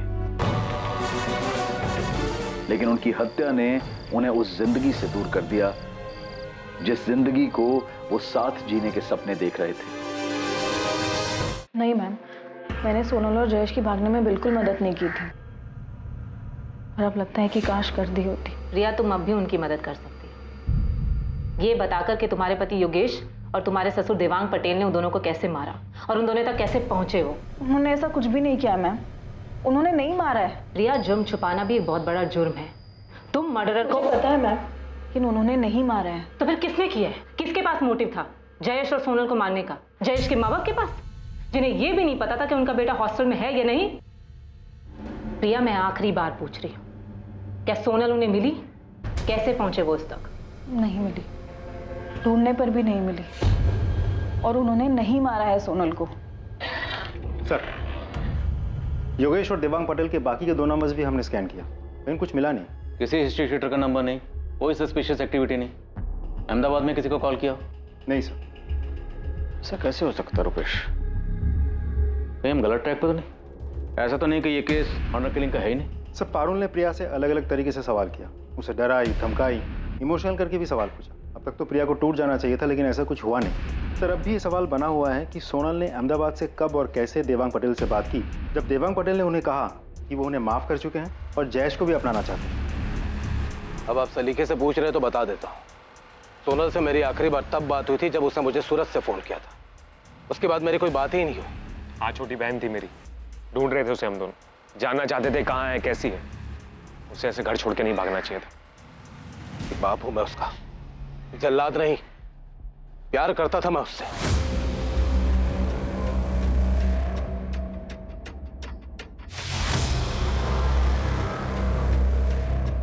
सर, शमशेर का फोन आया था, उसने भावनगर में अमित के किसी दोस्त के जरिए अमित दवे और भावना राठौड़ का पता लगा लिया है। कहाँ है वो दोनों? अहमदाबाद के किसी लॉज में छुपे बैठे हैं। क्या सोनल और जयेश की हत्या वाकई इतनी सफाई से की गई थी कि पुलिस को उनके हत्यारे के खिलाफ कोई सबूत नहीं मिलने वाला था? क्या अमित और भावना इस हत्याकांड की सच्चाई को रोशनी में लाने वाले थे? क्या उन दोनों ने ही सोनल और जयेश के कत्ल की साजिश रची थी? सर, हम दोनों बालिग हैं और हमने अपनी मर्जी से शादी की है। सर आप अगर हमें हमारे घर वालों के पास भेज देंगे तो वो हमें पक्का मार देंगे। तो खुद को बचाने के लिए तुम लोगों ने सोनल और जयेश को मारा, ताकि जब जली हुई लाशें मिले तो सबको यही लगे कि तुम लोग मर गए और उसके बाद तुम लोग आजाद हो जाओ। यही प्लान बनाया था ना तुम दोनों ने? ये आपको किसने बताया? ये छोड़, आगे बोल। ये आपको राशि ने बताया? जिसने भी बताया हो, प्लान तो तुम्हारा ही था ना। सर आप उस राशि की बातों में आ गए। हम ऐसा क्यों करेंगे? बेचारे सोनल और जयेश भी हमारी तरफ अपने पापा के डर से अपने घर से ही भागे हुए थे सर। और हम सब, यहाँ तक कि राशि और उसके हस्बैंड रौनक भी शेखर भैया के घर पे अहमदाबाद में छुपे हुए थे और हम सब ने साथ में मिलकर बहुत अच्छा टाइम बिताया सर। हम क्यों मारेंगे सोनल और जयेश को?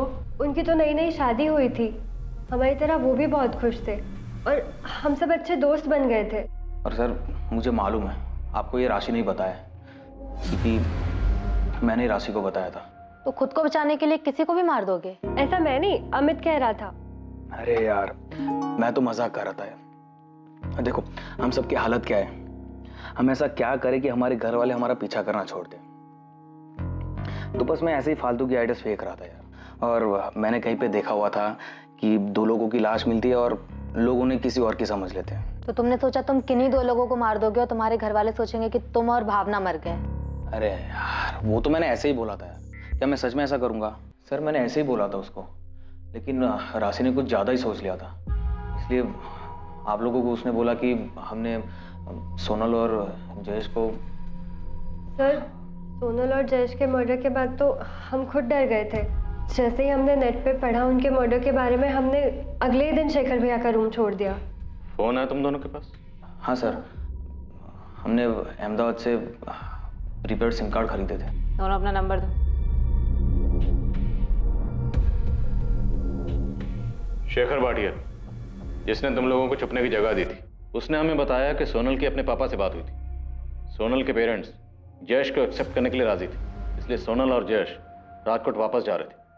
जिस दिन उन दोनों का मर्डर हुआ उस दिन तुम दोनों वहीं थे। तुम लोग क्या जानते हो इस बारे में? सर जहाँ तक मुझे पता है सोनल की अपने पापा से कोई बात नहीं हुई थी।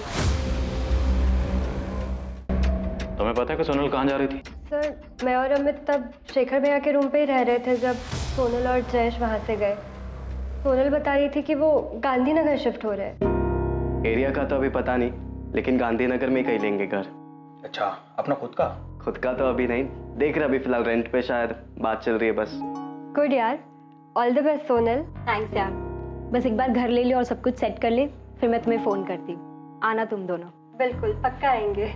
सोनल और जयेश गांधीनगर में घर रेंट पे ले रहे थे? हाँ सर। कौन दिलवा रहा था? पता नहीं सर, सोनल और जयेश ज्यादा कुछ बताते नहीं थे। सर कोई तो था जो उन्हें वहाँ घर दिलवा रहा था। क्या? गांधीनगर में घर रेंट पे? मतलब वो राजकोट जा ही नहीं रहे थे? जी शेखर जी, ये अमित और भावना से अभी अभी हमें पता चला है। इसका मतलब उन दोनों ने मुझसे भी झूठ बोला। पर क्यों? शेखर जी क्या आप हमें बता सकते हैं कि वो कौन है जो उन्हें गांधीनगर में घर दिलवा रहा था? नहीं सर, इस बारे में तो मुझे कोई आइडिया नहीं है। बल्कि अगर मुझे पहले से पता होता तो मैं खुद वहां जाकर चेक करता कि वहां सब ठीक है कि नहीं। उन्हें इस तरह से अपनी जिंदगी खतरे में नहीं डालने देता सर। एक मिनट भावना, तुमने अभी कहा कि वो गांधीनगर में शिफ्ट करने के बाद तुम्हें कॉल करने वाली थी। बस एक बार घर ले ले और सब कुछ सेट कर ले, फिर मैं तुम्हें फोन करती हूँ। हाँ उसने कहा था वो कॉल करेगी। और अगले दिन 3 नवंबर को जब हम शेखर भैया का रूम छोड़ के जा रहे थे, मैंने उसे कॉल भी किया था, पर उसका फ़ोन स्विच ऑफ आ रहा था। और अगले दिन पता चला कि उन दोनों का मर्डर हो गया। सोनल का फोन स्विच ऑफ आ रहा था? सोनल के पास फोन था? सोनल और जयेश दोनों अपना फोन राजकोट में ही छोड़कर गए थे? नहीं सर, फोन था, वो दोनों एक ही फोन यूज कर रहे थे। सोनल और जयेश का अहमदाबाद का फोन नंबर पुलिस को एक बड़ी सफलता दिलाने वाला था।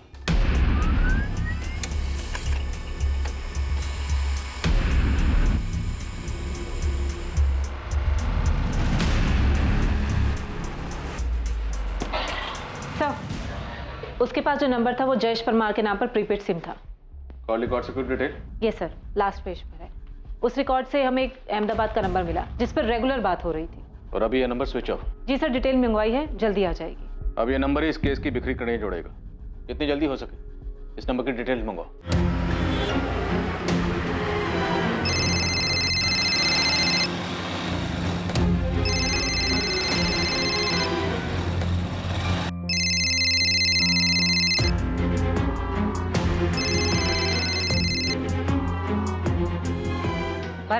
तुम्हारी सब इंस्पेक्टर रुपेश से फोन पे बात हुई थी। उसके बाद तू मुझसे भी मिला था। हाँ, वो जयेश के बारे में ना। फिर तूने हमें ये क्यों नहीं बताया कि जयेश ने अहमदाबाद आने के बाद अपने और सोनल के लिए एक प्रीपेड नंबर लिया था और तेरे पास भी अहमदाबाद का दूसरा नंबर था जिससे तू हर रोज जयेश से बात करता था। तुझे क्या लगा हम यहाँ तक पहुंच नहीं पाएंगे? पर हम पहुंच गए। अब तू सोच कि तू कहाँ पहुंचेगा।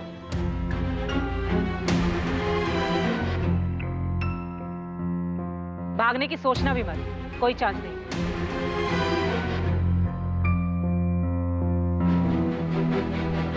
एक्टिविस्ट है ये, तुम्हारे जैसे घर से भागने वालों की मदद करता है। ये शादी मैरिज सर्टिफिकेट से लेकर छुप कर रहने की जगह तक का इंतजाम कर देगा। फोन कर लेना इसे। Thank you Bharat. अबे थैंक यू क्यों बोल रहा है? बचपन का दोस्त हूं मैं तेरा, तेरे काम नहीं आऊंगा। जब जयेश परमार के पिता ने सोनल के घर वालों से बात करने से मना कर दिया, जब सोनल के घर वालों ने जयेश से मिलने तक से मना कर दिया, तब सोनल और जयेश ने घर से भाग जाने का प्लान बनाया। और तब जयेश ने तय किया कि वो अपने बचपन के दोस्त भरत राणा से बात करेगा और सोनल के साथ भागने में भरत की मदद लेगा। यार जयेश, ये घर से भागना, शादी करना और आगे लाइफ में सेटल होने के लिए, और उससे भी ज्यादा इंपॉर्टेंट है कि वो सोनल के पापा तुम दोनों तक ना पहुंचे ना, इन सब के लिए बहुत सारे पैसे लगेंगे। मुझे पता है जयेश, लेकिन अभी फिलहाल के लिए टेंशन नहीं है। सोनल कह रही है कि उसके पास पैसे हैं, उसने अपने पॉकेट मनी से सेव किए। तो पॉकेट मनी के भरोसे घर से भाग रहा है? नहीं यार, लेकिन सोनल पैसे अरेंज कर लेगी। अरे भाई कितना कर लेगी? कितना तो नहीं पता, लेकिन 2-4 लाख तो कर ही लेगी वो। सही है, क्योंकि लाखों की जरूरत पड़ेगी हमें। यार भरत भाई, एक हेल्प कर देना, रेंट पे घर दिला दे प्लीज। तू टेंशन मत ले, मैं सब अरेंज करवा दूंगा। तूने शेखर भाटिया को फोन किया? हाँ, उसने कहा कि जब भी आना हो आ जाना। गुड। अब मेरी बात ध्यान से सुनना, अपना और सोनल का फोन राजकोट में ही स्विच ऑफ करके उसका सिम कार्ड निकाल के फेंक देना। फिर उसके बाद सीधा अहमदाबाद आने के बजाय पहले सूरत जाना, वहां से सोनल के घर वालों को फोन करके बोलना कि तुम लोग दिल्ली में हो। लेकिन क्यों? सोनल के घर वालों को कुछ बताने की जरूरत ही नहीं है, इसलिए तो भागना पड़ रहा है हमें। अबे भागना नहीं पड़ेगा, इसके लिए तो उन्हें बताने की जरूरत है। अगर सोनल के घर वाले उसे ढूंढने निकले तो वो लोग पहले दिल्ली जाएंगे, नंबर भी ट्रेस कर लिया तो वो लोग सूरत जाएंगे। वो सोच ही नहीं पाएंगे कि तुम लोग अहमदाबाद में हो। अच्छा, ये सही है, तो फिर हम ऐसा ही करेंगे। भाई सब ठीक तरीके से करना है ना, तो उसके लिए प्रॉपर प्लानिंग और पैसों की जरूरत पड़ती है। प्लान मैं बनाता हूँ, तो पैसे का देख। वो 5 लाख का इंतजाम हुआ? हाँ वो हो जाएगा, इसलिए हम कल ही भाग जाएंगे। सोनल कह रही थी कि उसके पास 10 लाख है। 10 लाख? हाँ, वो कह रही कि वो 10 लाख रुपए लेकर आएगी। चल फिर तो टेंशन ही खत्म। सोनल और जयेश को अंदाजा भी नहीं था कि घर से भागने के उनके प्लान के अलावा एक और प्लान बना था, उन्हें लूटने का और शायद उन्हें मारने का भी।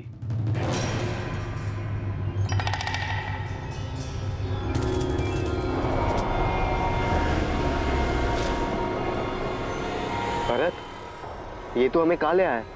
यहाँ पर मुझे कोई भी घर दिखाई नहीं दे रहा है। कैसे नहीं दिखाई दे रहा? कितना बड़ा घर है देख। यहाँ पे सिर्फ तुम दोनों ही रहोगे और कोई नहीं आएगा यहाँ।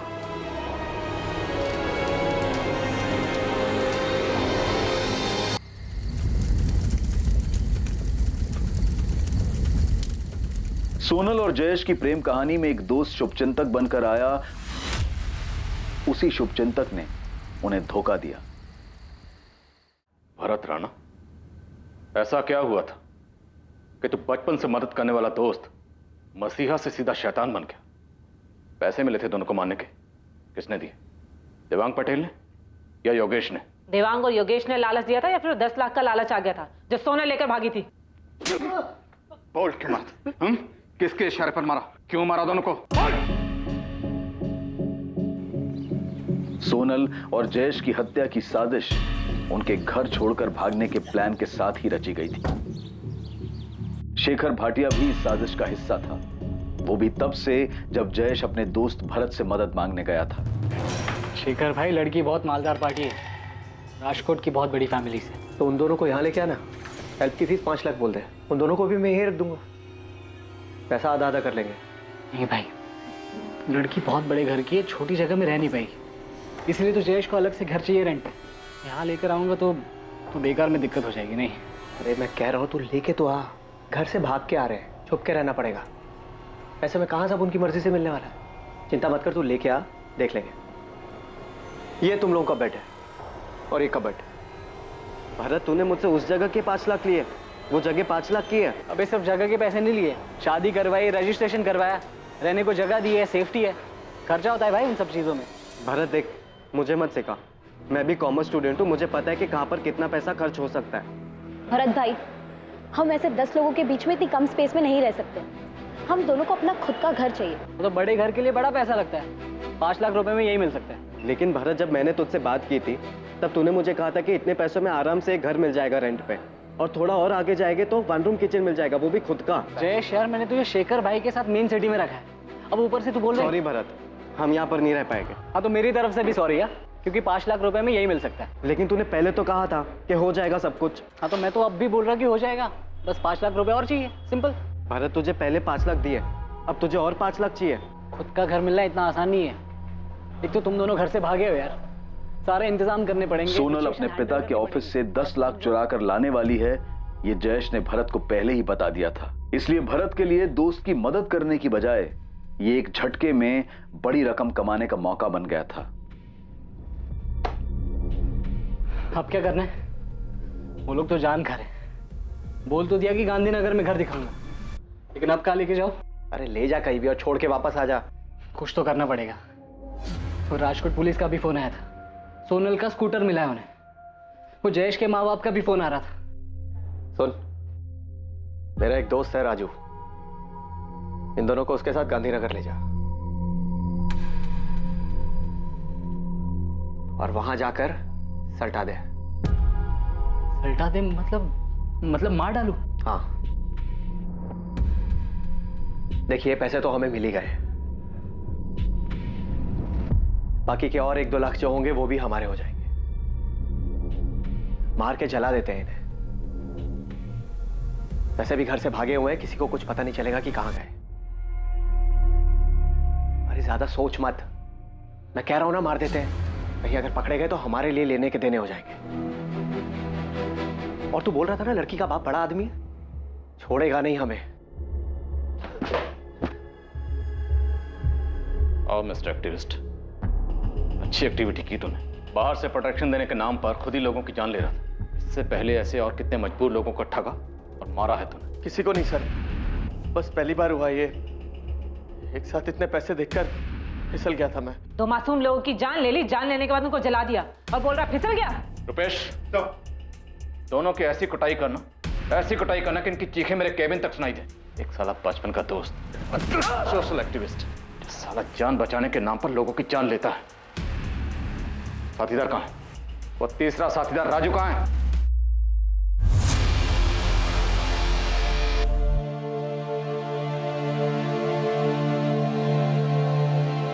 इस प्रेम कहानी में प्रेमियों का घर से भाग जाना तो था, पर ऑनर किलिंग यानी कि सम्मान के लिए की गई हत्या जैसा कुछ भी नहीं था। 2 युवा प्रेमियों के परिवार वाले उनके घर से भाग जाने की प्लानिंग से अनजान थे इस बात से कि एक दोस्त ने पैसों के लालच में उनके बच्चों को मारने का प्लान बनाया था।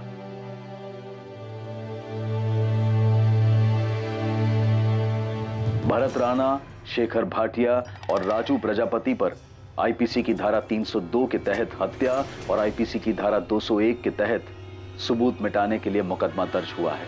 भरत ने सोनल और जयेश की बॉडी से वो हर चीज निकाल ली जिससे उनकी पहचान हो सके, लेकिन सोनल की उंगली में मिली उस जली हुई अंगूठी ने उन्हें पहचान दिलाई। ठीक वैसे ही जैसे रूटीन चेकिंग में सोनल के स्कूटर ने इस मर्डर केस का खुलासा किया था। लालच और भरोसा, ये दोनों एक दूसरे के विपरीत गुण हैं।